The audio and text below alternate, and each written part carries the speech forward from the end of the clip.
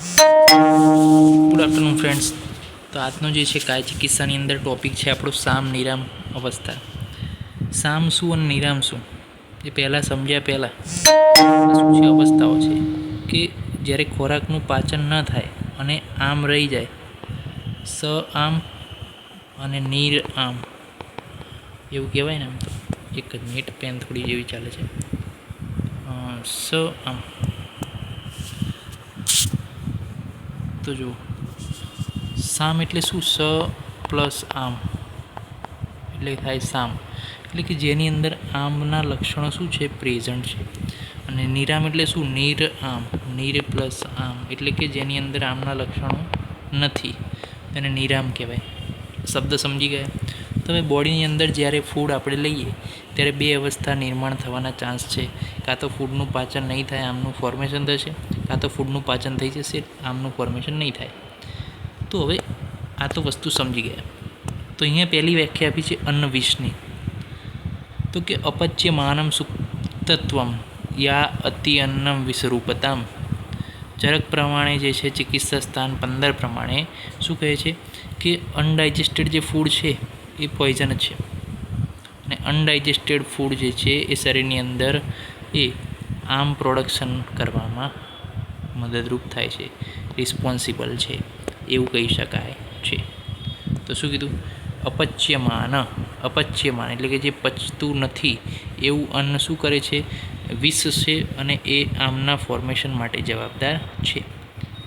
હવે આમ કોને કહેવાય? એવું અષ્ટાંગે આપ્યું છે સૂત્રસ્થાન 13માં કે ઉષ્મણો અલ્પ બલત્વેન ધાતુ માધ્યમ અપાચિતમ. ઉષ્મ એટલે શું છે?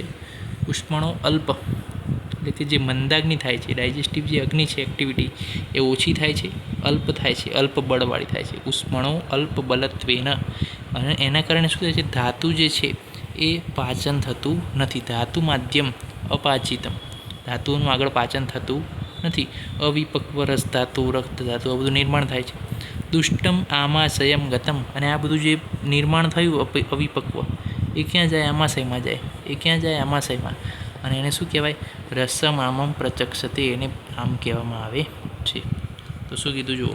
હવે આને એક ડાયાગ્રામ દ્વારા સમજીએ. ડાયાગ્રામ એટલે કે એ આકૃતિ દ્વારા કે આમ શું છે? તો કે આમ એ વસ્તુ છે કે જે અગ્નિ છે ઉષ્મણો અલ્પ બલત્વેન, આ શું થઈ? ઘટી. ઉષ્મણો અલ્પ થઈ, અને એના કારણે શું થયું? તો કે જે ધાતુ હતી એનું પાચન થયું નહીં બરાબર. ઓકે, એ પડી ગયું. જે ઉકળવું જોઈએ ઉકળ્યું નહીં, એમને એમ પડી ગયું. ધાતુ માધ્યમ અપાચિતમ એમને એમ પડી રહી. અને એ પછી ક્યાં ગયું? તો કે દુષ્ટમ આમાશય ગતમ, એ પછી આમાશયમાં ગઈ. અને એને શું કહેવાય? એને આમ કહેવાય છે. તો જો ઉષ્મણો અલ્પ બલત્વેનમ ધાતુ માધ્યમ અપાચિતમ દુષ્ટમ આમાશયમ ગતમ રસમ આમમ પ્રચક્ષતે. આ રીતના આપણે સમજી શકીએ. એ વસ્તુ અહીંયા ક્લિયર થઈ. ઓકે, હવે આમ દોષનો હેતુ શું? આમ દોષ નિર્માણ પામે કેમ? એનું કારણ શું? તો એના ઘણા બધા આહાર જ હોય, વિહાર જ નિદાન હોય, માનસિક નિદાન હોય, અન્ય નિદાન હોય. આહાર જ નિદાનમાં શું આવે? તો કે ભોજન તમે ના કરો, અજીર્ણમાં ભોજન કરો, અકાળે ભોજન કરો, અતિ ભોજન કરો, અસાત્મ્ય વિરુદ્ધ આહાર, ગુરુશીત અતિવૃક્ષ દૂષિત આહારનું સેવન કરો, એના કારણે થઈ શકે છે. પછી વિહારજમાં શું છે? તો કે દિવા સ્વપ્ન, તમે ગ્રીષ્મ ઋતુ સિવાય પણ બપોરે સૂઈ જાઓ, આળસ કરો, વેગને ધારણ કરો, તો એના કારણે પણ આમનું ફોર્મેશન થઈ શકે. માનસિક નિદાનમાં શોક છે, તમોગુણની પ્રધાનતા થાય, તમોગુણની પ્રધાનતા થાય તો કફ ગુણ વધે, કફ ગુણનું બહુ વધારે થાય તો એના કારણે અગ્નિ શું થાય? મંદ થાય.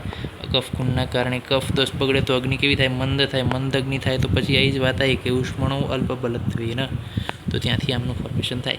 તો અહીંયા તમોગુણની પ્રધાનતા ખબર પડી ગઈ તમને? ઓકે, એ વસ્તુ જે છે અહીંયા સમજાય છે. પછી અન્ય નિદાનમાં કીધું છે કે સ્નેહનો મિથ્યાયોગ થાય, વમન વિરેચનના મિથ્યાયોગ થાય, ઋતુની વિષમતા થાય, તો એના કારણે પણ જે છે આમ અવસ્થા જોઈ શકાય છે. હવે આમના લક્ષણ શું?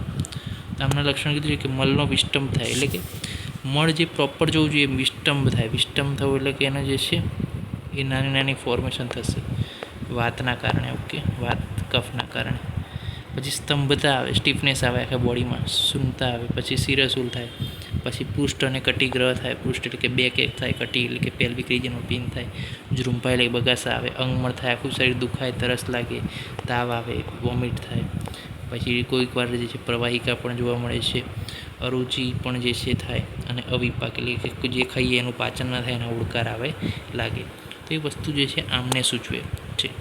હવે આવા આમ જ રોગ કેટલા, તો કે જો હવે આ આમ જે ગેસ્ટ્રિકમાં ગયો, આપણે શું વાત કરી હતી કે ઉષ્મણ અલ્પબલથી જે ધાતુ પડ્યું તે ધાતુ ક્યાં ગયું, આમાશયમાં ગયું. તો ભાઈ આમાશયમાં ગયેલો આમ ત્યાં જઈને શું કરે છે, એવું તો એના આધારે 4 ડિઝીઝના નામ પડે છે. તો જો આ આમ જો આ જે બન્યો છે આમ, એ આમ ત્યાંનો ત્યાં પડ્યો રહે, કશું કરે નહીં, તો એને શું કહેવાય? અલ્સર કહેવાય. પહેલા નંબરનું અલ્સર આવી ગયું. બીજી વસ્તુ, હવે એ આમ જો છો, એ આમ પડ્યો રહે પ્લસ પેઇન કરે, પડ્યો તો રહે પણ પેઇન પણ કરે, તો એને શું કહેવાય? વિલંબિકા કહેવાય. હવે એ આમ જો ઉપરના દ્વારેથી વોમિટિંગ મારફતે અને નીચેના દ્વારેથી જે છે ડાયરિયા મારફતે નીકળે અને સોયના જેવું પેઇન થાય પેટમાં, કોલિકી પેઇન, તો એને કહેવાય વિસૂચિકા, 3rd નંબરનું. અને જો આમ જે છે થયું છે અને એના કારણે ડાયરિયા થઈ જાય, વધારે પડતું નીકળવા માંડે નીચેથી જ, ઉપરથી કંઈ ના નીકળે, તો એને કહેવાય અતિસાર. આટલી વસ્તુ સમજ્યા? ઓકે. એમાં કફની પ્રધાન હોય તો આમાજીર્ણ, પિત્તની પ્રધાન તો વિદગ્ધાજીર્ણ, વાતની પ્રધાન તો વિષ્ટપ્તાજીર્ણ, અને શેષ રસજન્ય આમ હોય તો રસ શેષાજીર્ણ કહેવાય.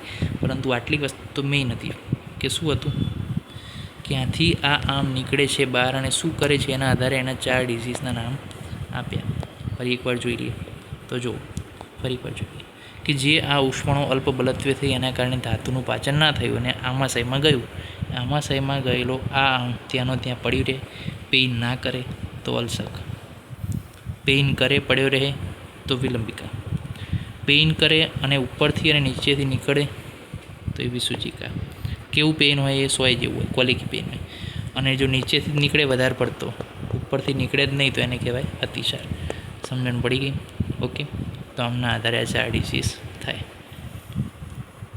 હવે વાત કરવી છે આપણે સામની, એ આપણે વાત કરીશું નેક્સ્ટ લેક્ચરમાં, કારણ કે સમય થયો છે ઘણો. નેક્સ્ટ લેક્ચરમાં વાત કરીશું શામ નિરામના લક્ષણો અને એના દોષો, એની ચિકિત્સા વિશે વાત કરીશું. ત્યાં સુધી રજા આપશો. જય હિન્દ, જય ભારત, જય આયુર્વેદ, જય ધન્વંતરી. નમસ્કાર.